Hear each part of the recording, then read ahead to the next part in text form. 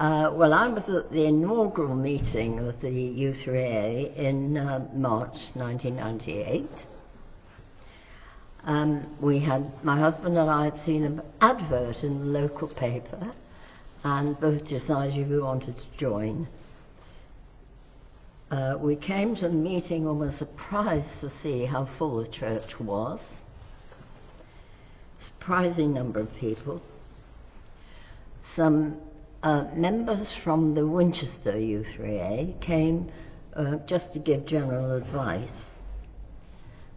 And at the end of the meeting,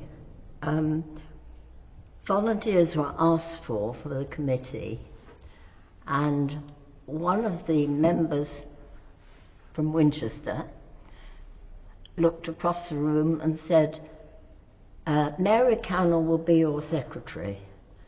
And I looked very surprised and said, no, I can't, but my husband will be. And so he was.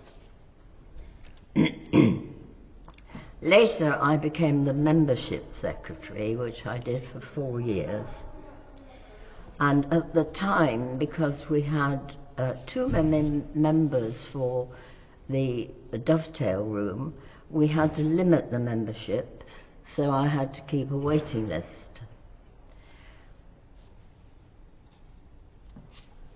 I obviously got lots of telephone calls from people who wanted to join, some of whom were very annoyed when I had to tell them there was a waiting list.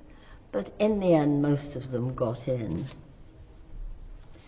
I also helped with the distribution of the newsletter, which in those days had to be printed, stapled, folded, put into envelopes, addressed and stamped. So it all took a fair amount of time. The other two things I'd like to mention were two of the groups that were formed right at the beginning of the U3A. The first group was the Oceanography group. It was led by Peter Lockwood, who was a professor of marine biology at Southampton University. We met at his house, 10 people, once a month. And 2 or 3 of the people had a scientific background, but the rest of us didn't.